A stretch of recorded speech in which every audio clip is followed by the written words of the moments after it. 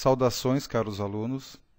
Nesse momento, nós estamos dando início à apresentação da segunda parte do conjunto de slides relacionado às unidades 1 e 2 do nosso livro de comportamento do consumidor e do comprador. Lembrando que na primeira apresentação, nós já trazíamos algumas reflexões acerca do que é consumo, o que é, então, o comportamento do consumidor, e começamos a falar sobre as motivações para estudar essa área de conhecimento. A partir de agora, nós vamos retomar essa discussão no que diz respeito à importância da área e também apresentar fatores que, de uma certa forma, influenciam o comportamento do consumidor.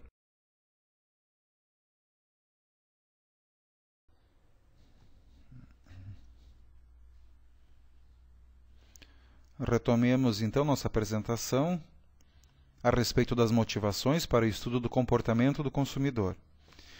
Eu poderia afirmar que talvez uma das principais razões de compreendermos como o consumidor pensa e como avalia produtos é que este estudo permite aos responsáveis pela gestão de marketing qualificar suas decisões direcionadas sobretudo ao que nós chamamos de variáveis controláveis de marketing, que seria o produto, o preço, a praça ou distribuição e a promoção.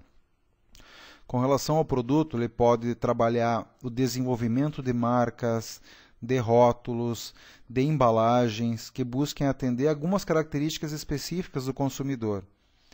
Por exemplo, talvez vocês lembrem que uma lata de Nescau, por exemplo, antigamente tinha um formato cilíndrico, onde a tampa era uma tampa metálica difícil de retirar sem algum objeto pontiagudo.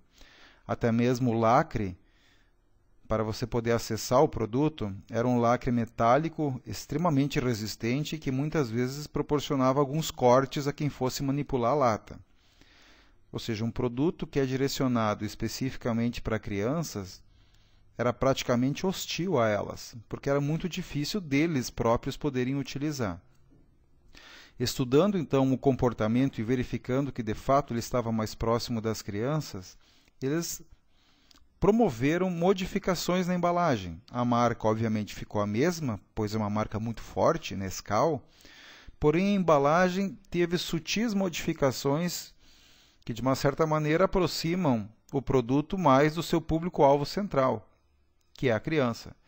Você deve notar que hoje a lata ela é mais estreita, vamos dizer assim, a circunferência é menor.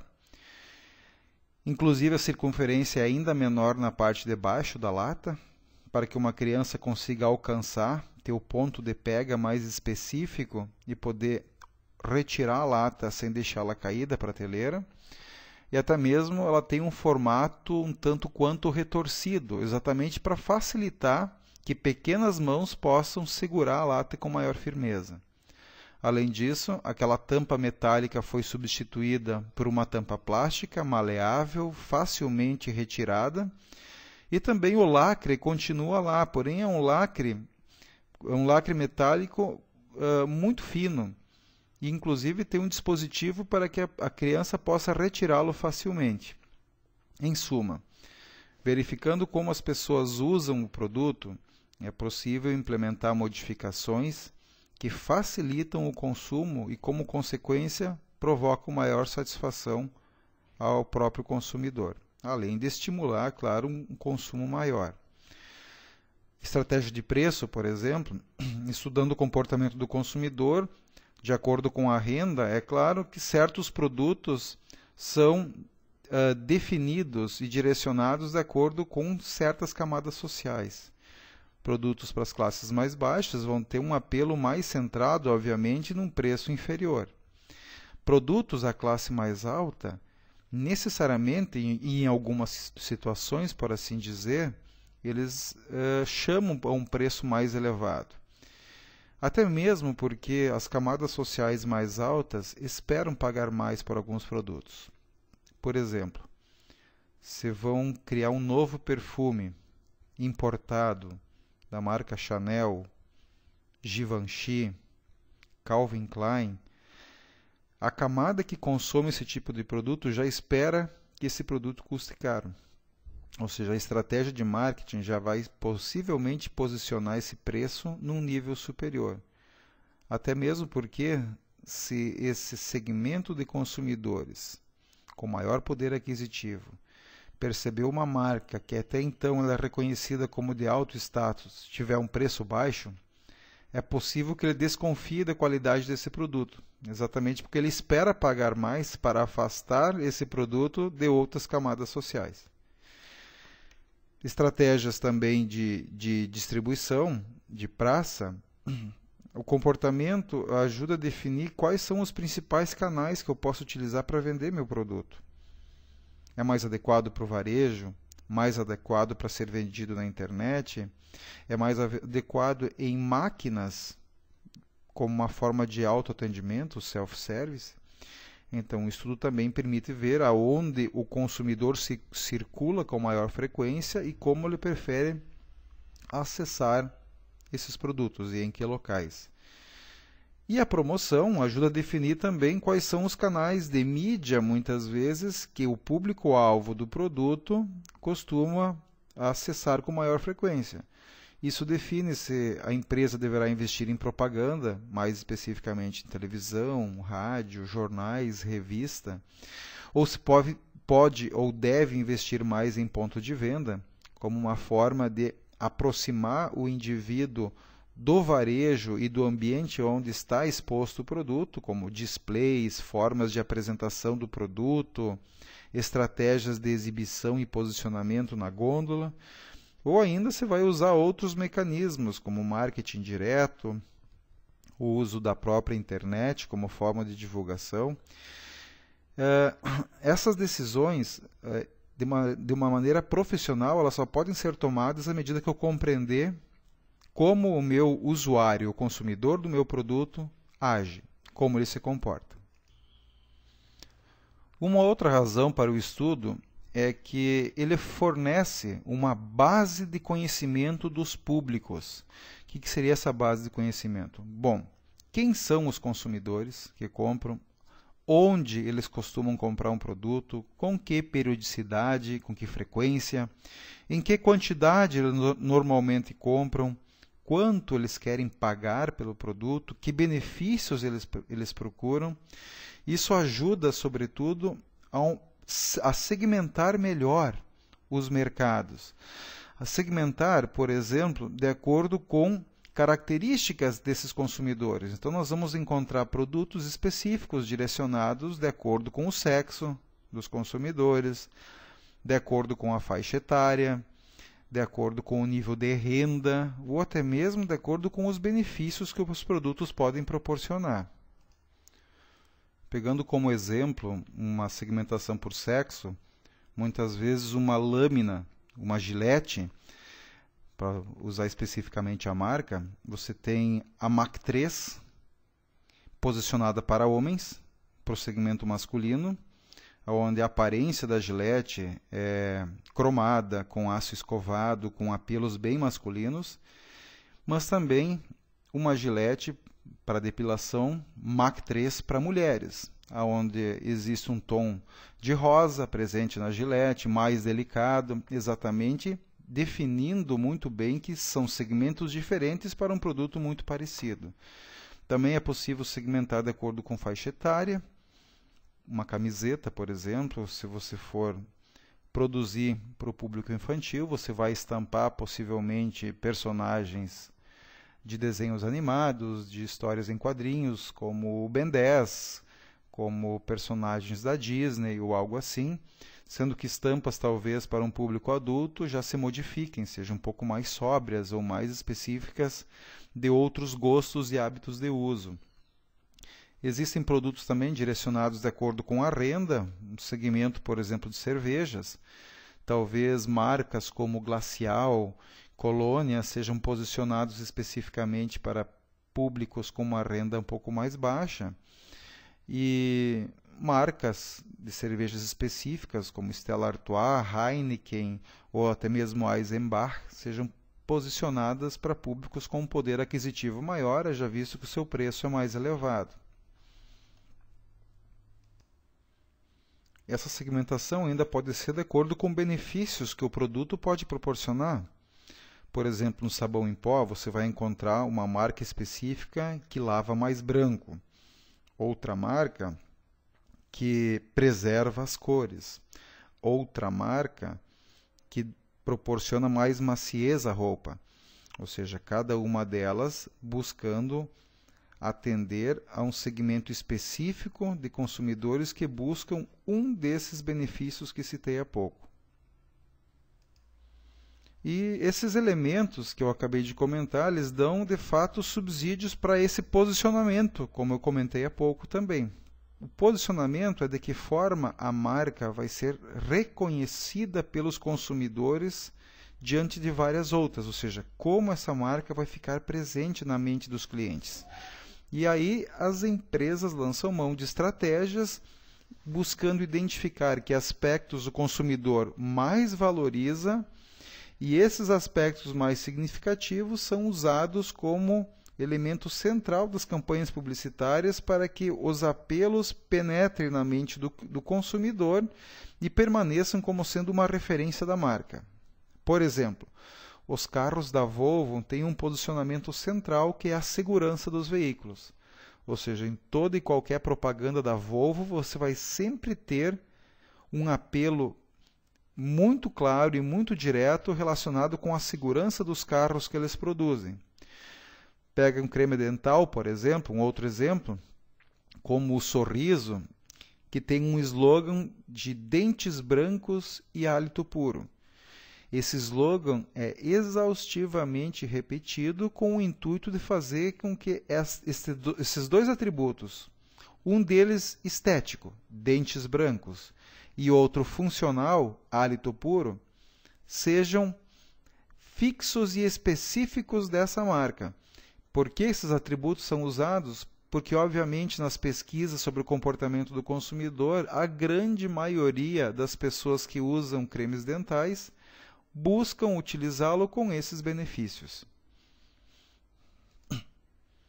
O estudo do comportamento do consumidor também auxilia o desenvolvimento de políticas públicas que abrangem leis, regulamentos, que de uma certa maneira exercem impacto sobre os consumidores do mercado, ou ajudam a regular as transações comerciais entre consumidores e empresas, entre pessoas e marcas, principalmente no que diz respeito à preservação, no que tange a propagandas abusivas, produtos que prometem algo que não conseguem cumprir. E o governo, em alguns momentos, acaba interferindo nas relações comerciais. Vamos utilizar um exemplo. Talvez vocês se recordem que alguns anos atrás a marca de cervejas Brahma utilizava-se de um desenho animado na sua propaganda que era uma tartaruga que driblava um entregador de cerveja. Ela também usou por um bom tempo ciris como sendo também consumidores de cerveja. Esse tipo de propaganda hoje está proibida. Por quê? Porque fazia alusão a elementos fictícios, a elementos e personagens que eram do universo infantil. E se esse tipo de propaganda fazia essa alusão de que personagens animados, pequenos animais, poderiam se relacionar com produtos, beber cerveja, as crianças se sentiam atraídas por esses comerciais. E, obviamente, uma criança não pode ter acesso à bebida alcoólica. Então, propagandas dessa natureza, elas começaram a ser coibidas porque elas acabavam estimulando um público-alvo, neste caso crianças, a consumir um produto que era proibido para elas. O estudo dessa área também auxilia nós mesmos a entender como nós desenvolvemos nossa atividade de compra. À medida que nós podemos compreender melhor esse processo, nós conseguimos tomar decisões mais inteligentes no que diz respeito ao consumo de produtos. Ou seja, eu sei que eu preciso refrear o meu impulso de compras, avaliar criteriosamente os produtos de acordo com seus atributos, avaliar os benefícios que esses atributos vão me proporcionar, ou seja, as consequências da aquisição desse produto, e até mesmo que valores estão implícitos, ou que eu estou buscando em última instância ao adquirir cada um dos produtos. Isso permite regularmos mais o processo de compra e comprar melhor. E por fim, ajuda a ampliar o nosso entendimento sobre as trocas em áreas não voltadas especificamente a negócios. Ou seja, nós também observamos que há preocupação de algumas empresas com o consumo consciente, com reciclagem, com uma alimentação mais saudável, aspectos relacionados à preservação da vida. Nós encontramos inclusive propagandas de organizações não governamentais, como o Greenpeace, a CARE, até mesmo entidades como a PAI, que existem em função de um benefício social maior e, de uma certa maneira, não envolvem necessariamente a aquisição de um produto, e sim a preservação da espécie, do meio ambiente e da vida. Então, nós podemos verificar que o consumo ele ocorre em diversas dimensões, e a partir dessas dimensões, algumas delas são de caráter econômico e outras não. E mesmo assim esse consumo acaba ocorrendo, ou pelo menos o consumidor acaba avaliando empresas e marcas a partir do seu comprometimento.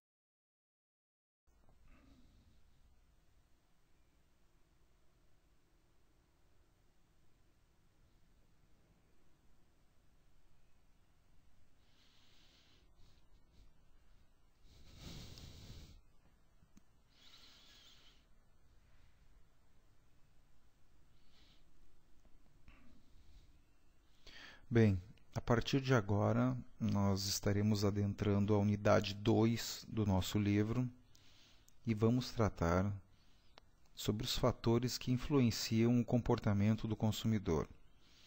Nós, então, enquanto indivíduos, sofremos um conjunto de influências que estão em nosso entorno e que, de alguma forma, nos moldam enquanto consumidores. Essas influências elas podem ser advindas de algumas dimensões, sendo uma delas a dimensão cultural, aspectos que envolvem a nossa vida no local onde moramos, onde nascemos ou onde vivemos, também de acordo com nossas classes sociais, com a posse, com a condição cultural que temos e, de certa forma, educacional.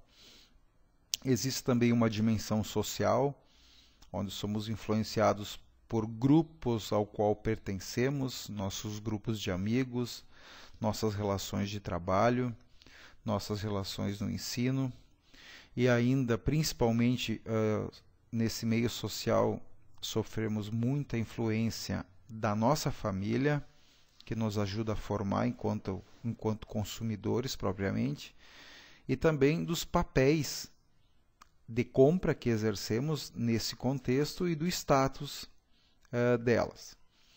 Também existem características que são de natureza pessoal, aspectos inerentes ao indivíduo, como a idade, estágio do ciclo de vida, ou seja, eu estou em que fase da vida, eu ainda moro com os meus pais, eu já tenho a minha própria família, ou ainda eu moro sozinho. Variam de acordo com a ocupação, o que eu trabalho, ou com relação ao trabalho, qual é a minha profissão, que atividade eu exerço, isso acaba impactando também. Minha situação econômica, capacidade de compra, minha situação financeira, então de investimento em produtos e serviços, ou simplesmente de manutenção da vida e sobrevivência. E também características de personalidade, se eu sou uma pessoa mais extrovertida, eu sou uma pessoa mais tímida, eu sou uma pessoa que me relaciono muito bem com grupos, ou seja, eu sou um indivíduo gregário, eu gosto de estar entre outras pessoas, ou ainda o que eu penso a respeito de mim mesmo, que seria o autoconceito. À medida que eu tenho uma própria concepção a meu respeito, eu acabo consumindo produtos que melhor se identifiquem com essa ideia que tenho a meu próprio respeito.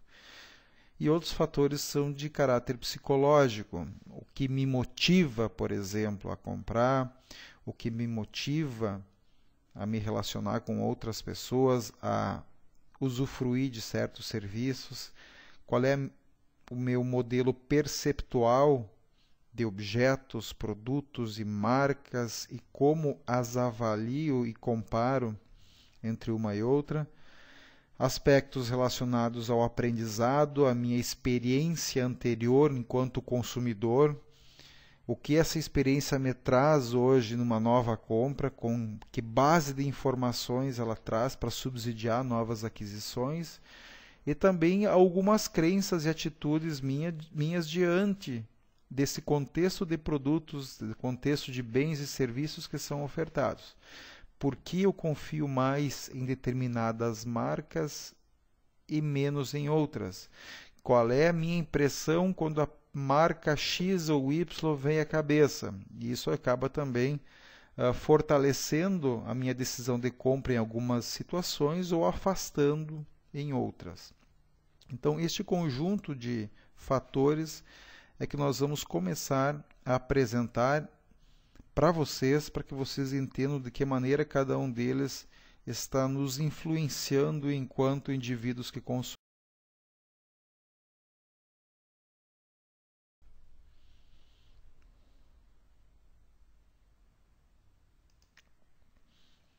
Talvez um dos elementos que de fato mais impactam no nosso comportamento enquanto pessoas e enquanto consumidores é o fator cultura.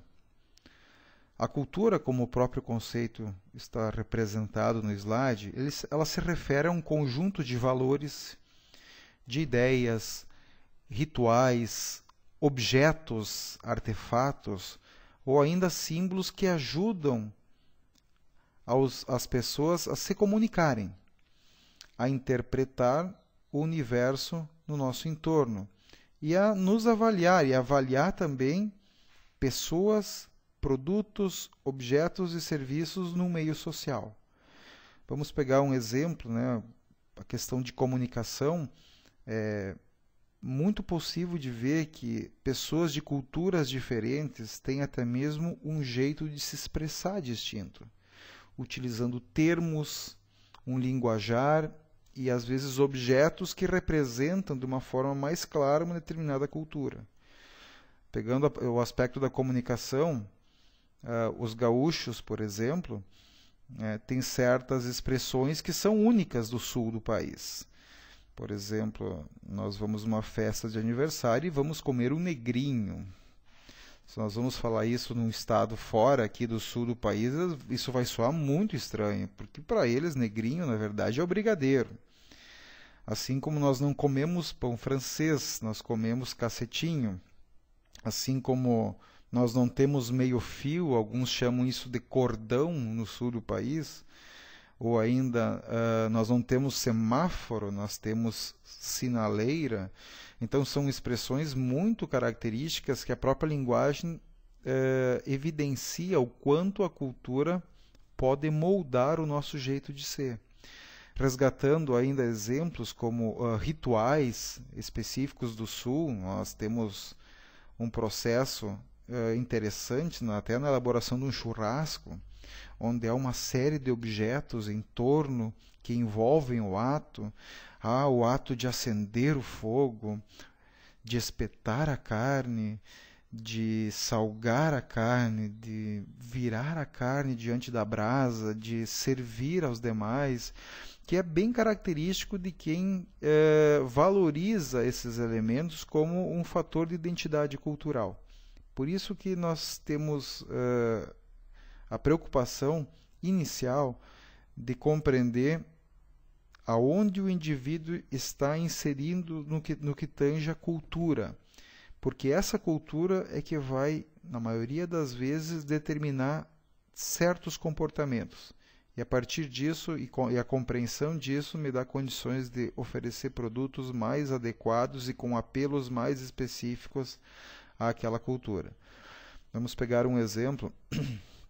Uma das maiores redes de varejo do Brasil se chama Casas Bahia. As Casas Bahia tentaram inserir a sua rede de lojas no Rio Grande do Sul. e talvez foi um dos únicos estados onde ela enfrentou sérias dificuldades para se estabelecer. Por quê? Porque o povo sulista é extremamente bairrista, orgulhoso de suas tradições, de sua cultura, e acabava não conseguindo perceber Casas Bahia como sendo uma rede a ser incorporada por esses valores culturais do Sul. Primeiro, porque se chamava Bahia, mas também porque a rede de lojas não procurou criar uma identidade local. Por exemplo, o mascote das Casas Bahia é um personagem que se veste de cangaceiro. A agência de publicidade responsável pela campanha até sugeriu que procurassem vestir esse cangaceiro de gauchinho, como uma forma de se aproximar da cultura gaúcha, o que foi rejeitado pela cúpula da empresa. Quer dizer, essas não são todas as razões, mas demonstram que o produto que não demonstra uma identidade com o local, especialmente aqui no Rio Grande do Sul, ele acaba tendo uma maior resistência para ser adotado pelo grupo de consumidores que aqui vive. Portanto, a cultura engloba, então, tanto elementos que podemos chamar de abstratos, ou seja, eles são tácitos, estão diante da sociedade e que ajudam a moldá-la enquanto um elemento de consumo, enquanto um grupo de consumo, que seriam valores presentes, ideias a respeito de princípios que o consumidor pode vir a ter de acordo com essa cultura, personalidade, religião, política. Vamos pegar um exemplo. Os povos do sul do país tendem a ser pessoas mais agitadas, com uma atividade laboral mais intensa, eu diria um tanto quanto mais estressadas também. Se nós vamos pegar alguns estados do Nordeste, por exemplo, os baianos, eles também trabalham, também se dedicam, mas possuem uma tranquilidade maior. Eles possuem um jeito diferente de encarar a vida, o trabalho e as relações. Então, mesmo num único país, nós temos a partir das regiões culturas diferentes que são moldadas de acordo com aspectos abstratos. Em algumas situações também ela engloba elementos materiais, objetos, livros, computadores, ferramentas, construções ou ainda produtos específicos.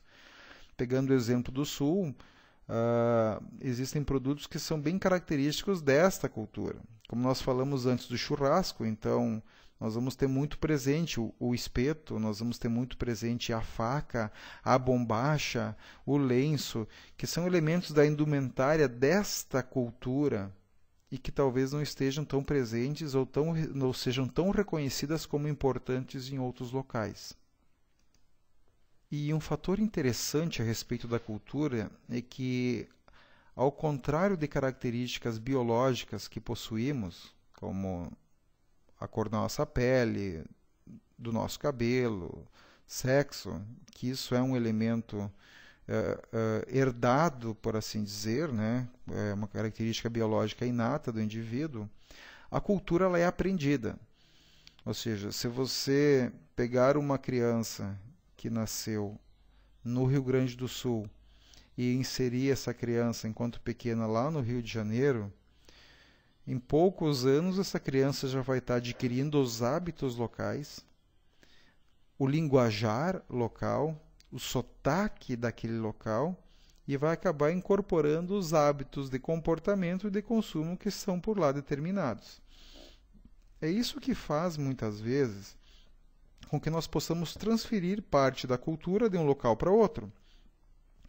E isso pode se refletir em termos de produtos. Por exemplo, no Brasil, nós temos diversos restaurantes de comida japonesa. Como o próprio nome diz, essa comida não tem a sua origem aqui no local, no Rio Grande do Sul, por exemplo. Tem a origem na cultura japonesa, sushi, sashimi, produtos então que são por eles naturalmente consumidos, mas pelo fato que aquela cultura está lá impregnada, isso não quer dizer que ela não possa ser transferida para um outro local. E é por isso que nós usufruímos de produtos advindo de outras regiões e outras culturas. assim como encontramos também exemplos de churrascarias tipicamente gaúchas inseridas nos Estados Unidos, no Japão, na Europa, também como uma forma de transferência cultural. Ou seja, a cultura ela tanto influencia o consumidor, como pode ser usada como um elemento influenciador externo, ou seja, ela pode ser levada e conduzida a outros locais, e à medida que consumidores nesses outros locais a compreenderem como um fator positivo a elas, elas podem incorporar e consumir produtos originários daquela cultura. Portanto, a cultura, na verdade, é uma forma de comportamento social. É um costume grupal que basicamente une os membros de uma sociedade. Quer dizer, em torno daqueles hábitos, daquelas ideias, daqueles valores, é que se regem as relações na sociedade. Por isso que às vezes quando pessoas vêm nos visitar e possuem comportamento ou cultura distinta, isso chama a atenção no local, exatamente por ser um fator estranho, entre aspas, àquele costume que está já socialmente aceito. Então, a verdade, a cultura não é de rejeitar essa nova pessoa, mas simplesmente demonstrar que existem contrastes, muitas vezes, entre o que se pensa e como se age em um determinado local, comparado a outros ambientes. E embora a cultura ela possa ter como característica a existência de alguns elementos tradicionais, que são ritos muitas vezes que perpassam anos, até mesmo décadas de família para família, é preciso compreender também que a cultura, assim como os seres humanos, ela precisa evoluir, ela precisa ter um espaço para se aperfeiçoar e para produzir e refletir as mudanças que são decorrentes de um novo cenário econômico e social. Vamos pegar um exemplo. Há décadas atrás, o casamento era uma instituição tão valorizada que todo e qualquer casal que se separasse, se divorciasse, essas pessoas eram muitas vezes hostilizadas pela sociedade. Ou seja, não se admitia que um casal que contraísse matrimônio mediante Deus, mediante a sociedade e os meios legais, pudesse, em algum momento, dissolver essa união. Se nós vamos considerar os dias atuais, isso já não é mais tão rígido, embora ainda exista, é claro, em alguns locais ainda mais tradicionais, um certo receio, uma certa discriminação, por assim dizer. Mas os números demonstram que a quantidade de divórcios que tivemos nos últimos anos tem crescido significativamente e sem maiores manifestações de repúdio, até mesmo porque a sociedade ela começa a aceitar de uma forma um pouco mais tranquila esta condição. Este é um exemplo mais ou menos que reflete que a sociedade como um todo, em termos culturais, ela precisa aceitar a evolução porque o próprio ser humano, enquanto característica específica do mesmo, ele evolui ao longo do tempo. E essa evolução, em várias situações, ela é benéfica, né? Então, culturalmente, também nós temos condições de acompanhar as mudanças que ocorrem na sociedade e até mesmo com uma maneira de consolidar uma cultura ou aperfeiçoar.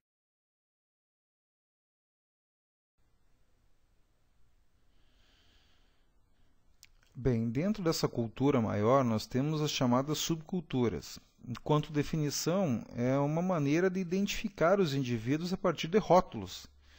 Isso ajuda a nos definir e a definir até mesmo as demais pessoas.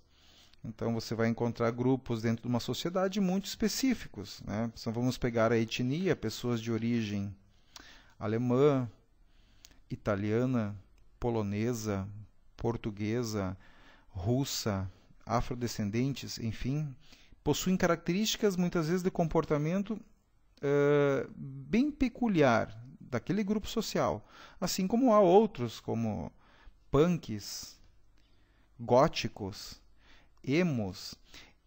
Essa rotulagem, de certa forma, define um grupo social com características específicas de comportamento, tanto no que diz respeito às suas relações, quanto a produtos que elas tendem a consumir. Então, as subculturas podem ter vários determinantes, como o gasto do consumidor, por exemplo, as emergentes, né? Tinha até um tempo atrás um reality show, se eu não me engano, na Rede TV, chamado Mulheres Ricas.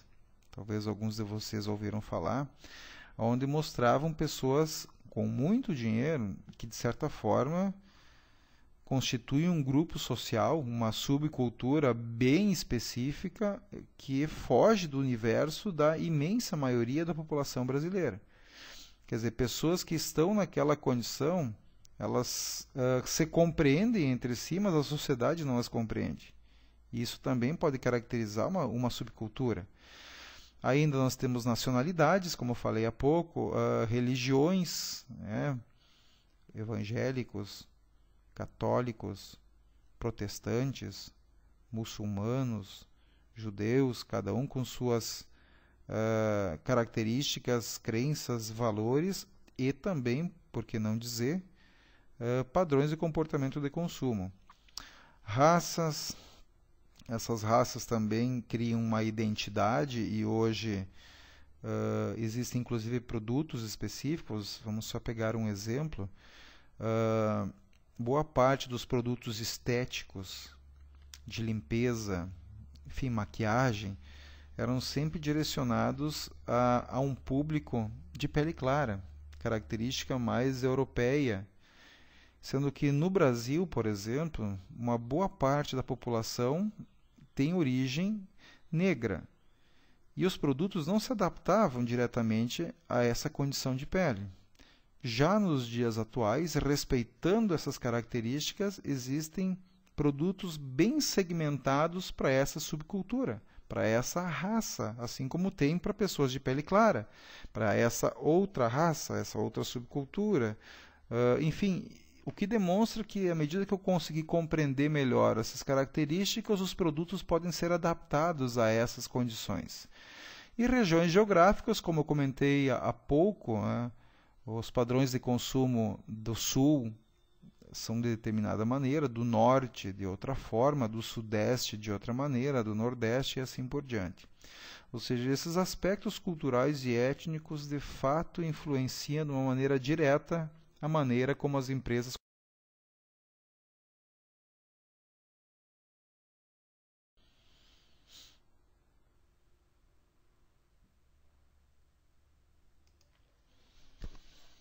Um outro elemento que influencia diretamente o comportamento do consumidor é a sua classe social.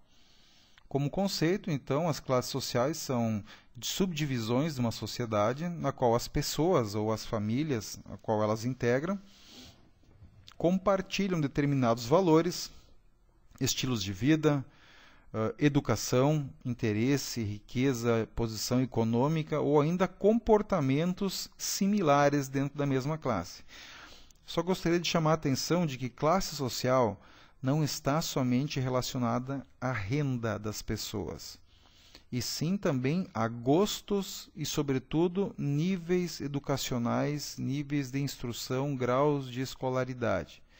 Porque não é só relacionado à renda, em função de que muitas pessoas, mesmo possuindo renda bastante elevada, ainda mantêm padrões de gasto, padrões de consumo extremamente simplórios. Exatamente porque lhes falta o gosto ou a cultura ou a informação necessária para ascender o padrão de consumo. E às vezes existem pessoas com um padrão de renda muito menor, mas pela informação e acesso à cultura, acabam adquirindo, acabam consumindo produtos bem mais elevados no que tange ao status, no que tange a valorização de marca ou algo do gênero. Ou seja, a classe social, ela pode determinar um conjunto de variáveis que também como consequência, definem determinados padrões de consumo. Uma delas é a ocupação, ou seja, a nossa profissão, o que fazemos, impacta diretamente no tipo de produto que nós consumimos. E aqui, assim, não é querendo gerar um elemento de preconceito. É claro que as pessoas não deveriam ser avaliadas, julgadas pela posse de bens. Não deveriam ser julgadas necessariamente pela sua aparência, e sim pelas suas ideias, pelos seus valores, pelos seus comportamentos. Entretanto, em boa parte das vezes, as pessoas começam a formar a impressão dos outros a partir dos objetos, dos produtos e das posses que certos indivíduos têm. Pegando o exemplo ainda então da ocupação,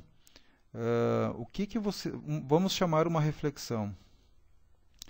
Se vocês estivessem precisando de um advogado e fossem recebê-lo em sua casa, como vocês enxergariam se o advogado chegasse em sua casa, dirigindo um Chevette,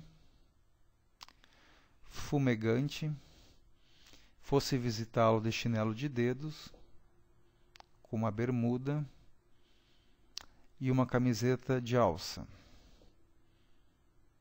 Pensaram? Que tipo de advogado é esse? Ou ainda, se fosse um outro advogado que chegasse em sua casa, dirigindo um Fusion, um Audi, e se apresentasse a você de forma impecável, com sapato italiano, de terno e gravata. Pergunta: qual dos dois é o melhor advogado? Conseguem compreender?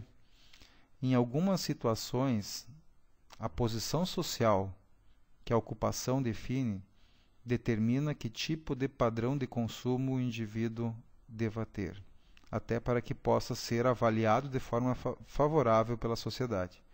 Lembrando, eu não estou aqui fazendo um juízo de valor do que é certo ou o que é errado, mas de uma certa maneira isso impacta diretamente na percepção das pessoas. E é por isso que certas ocupações, certas atividades exigem que as pessoas tenham ou possuam determinados produtos ou determinados objetos.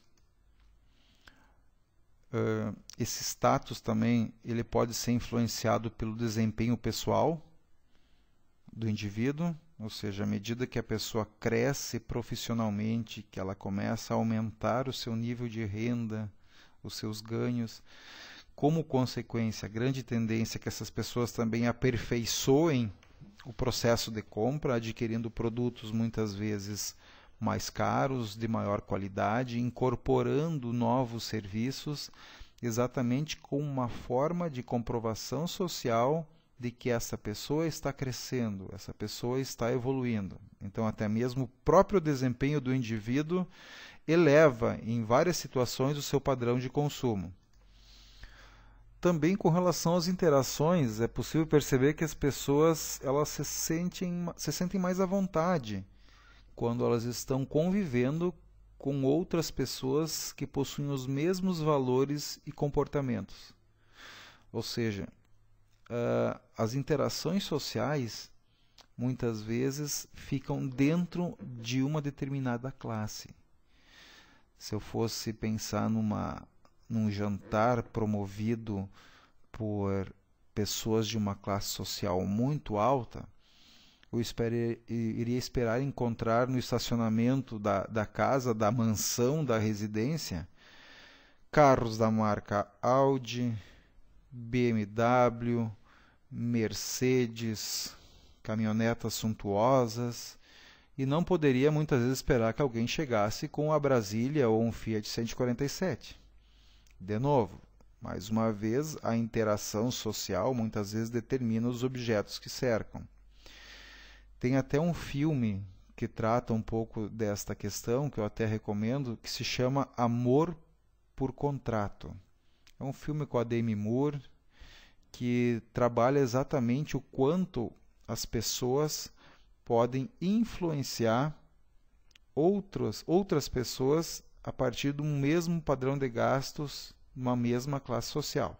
É claro que o filme mostra o lado nocivo disso, especificamente, mas ele, de certa forma, retrata que, às vezes, quando o meu vizinho ou alguém pertencente à minha classe social compra um produto específico, ele acaba gerando ou despertando uma motivação para que eu o faça também, né? Exatamente como um elemento de identidade social em torno da classe.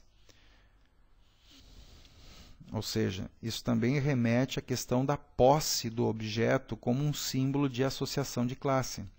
Quer dizer, uma pessoa que está ascendendo profissionalmente, uma pessoa que está com condições financeiras melhor, uma mulher, por exemplo, ela representa isso muito bem a partir do consumo de certos produtos.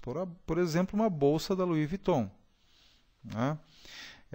Até o momento, ela tinha uma bolsa simples, sem marca, aí ela foi evoluindo, ela adquiriu uma bolsa Victor Hugo, evoluindo mais ainda, adquiriu uma bolsa Louis Vuitton, e assim como tem outras que são inclusive mais caras.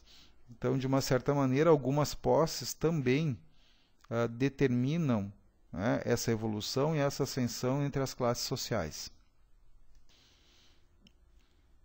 Existem também valores de orientação que indicam a classe social no qual o indivíduo pertence, até em coisas bem simples do nosso dia a dia.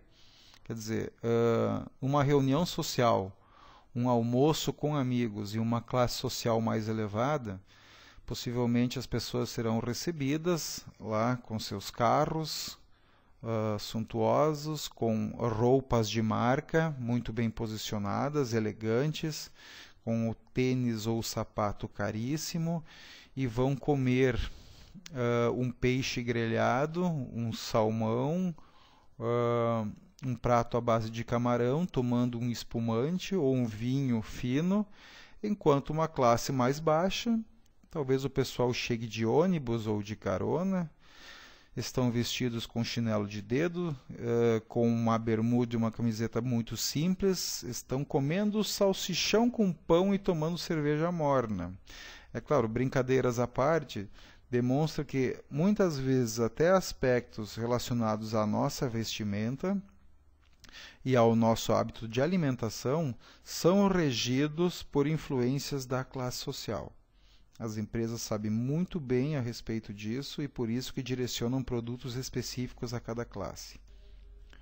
E existe um outro fator interessante que é o que chamamos de consciência de classe, que é o grau de consciência que as pessoas têm de si próprias, como um grupo distinto dos demais, como uma classe diferente das outras. E aí temos um fator interessante, porque algumas pessoas, às vezes, elas não teriam os atributos específicos para pertencer a alguma classe, mas tem a mentalidade de tal. Por exemplo, a pessoa tem recursos limitados e muitas vezes uma consciência como se fosse de classe A. E acaba, por assim dizer, consumindo produtos de marca de preço muito elevado, muitas vezes se endividando e devendo praticamente tudo o que tem, mas porque ela se sente não pertencente a uma classe C, por exemplo, mas sim à classe A. Isso também faz com que as pessoas acabem demandando produtos fora de sua classe social, não pelas condições propriamente geradas pela classe, sim pela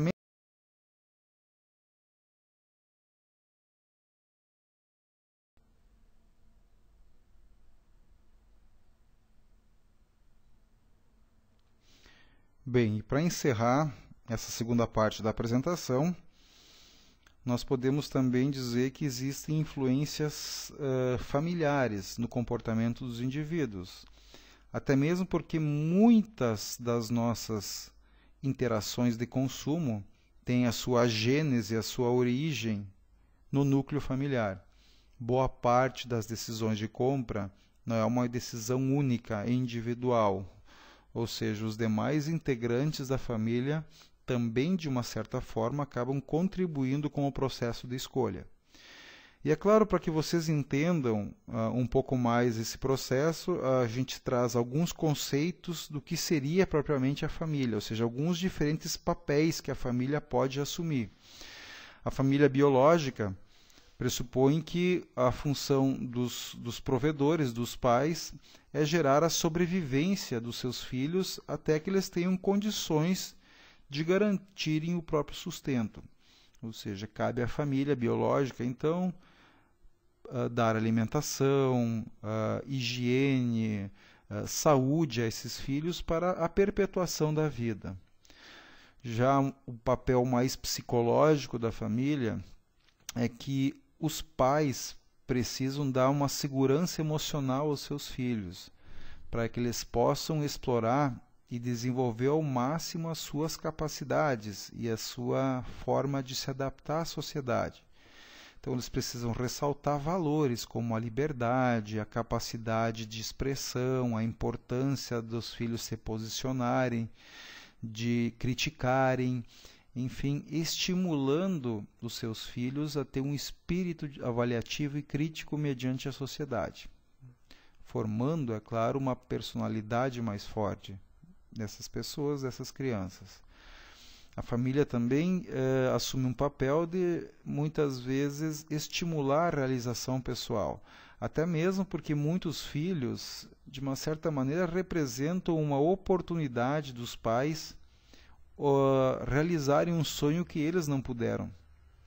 Isso quer dizer que os pais, às vezes, que não puderam ter uma carreira especificamente numa área, ou ainda não puderam se aperfeiçoar em seus estudos, esses pais tendem a perseguir insistentemente isso para que possam dar então aos seus filhos. Ou seja, uma oportunidade não concretizada pelos pais, elas podem ser alongadas e estendidas aos seus filhos, como também uma forma de realização pessoal desses pais. Então é por isso que muitas vezes se investe nos filhos para que façam uma viagem, os sonhos, estudem no exterior, ou até algumas mães que insistem que seus filhos ou suas filhas especificamente participem de concurso de beleza, invistam na carreira de modelo, também uma maneira às vezes de externalizar diante dos filhos sonhos que elas próprias não puderam concretizar. A família também tem um papel mais sociológico, no sentido de passar valores, normas de conduta, regras que a sociedade exige para que os filhos possam conviver nesse meio e serem aceitos por ele. Então, basicamente, são as formas de conduta de fato, de comportamento social que cabe à família passar como uma maneira de fazer com que os filhos possam interagir livremente em sociedade. E a família econômica seria, então, o papel que os pais têm de dar condições de sustentabilidade aos filhos, investir nos filhos para que eles possam garantir o seu futuro. E é claro, muitas vezes garantindo o futuro dos filhos, eles acabam recebendo benefícios com isso. Um filho muito bem posicionado profissionalmente no futuro pode, por que não, auxiliar os pais que talvez não estejam nas mesmas condições quando estiverem um pouco mais velhos. É por isso que essa família econômica muitas vezes levam os pais a investirem, como eu disse há pouco, em cursos, em formação, em poderem se qualificar, fazer cursos de idioma. Também é representado em serviços financeiros, né, como um plano de previdência privada, como uma poupança programada para os estudos futuros, como uma maneira de dar essa sustentabilidade para que os filhos possam investir ao máximo em si, para que possam gerar o próprio sustento e muitas vezes poder auxiliar seus pais ao final da vida. Todas essas condições, esses papéis familiares, eles são representados também em várias situações por alguns objetos de consumo.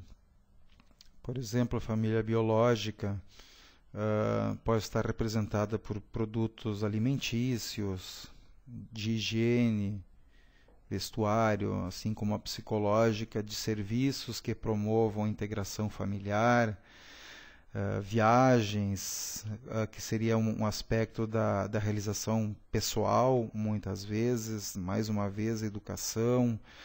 A questão sociológica seriam hábitos e objetos que identifiquem as pessoas com o seu meio social. E, como eu falei há pouco, a família econômica também pode estar revestida de alguns símbolos em torno de alguns produtos ou ainda serviços que ajudem a garantir essa condição econômica favorável no futuro, como eu comentei há pouco, né?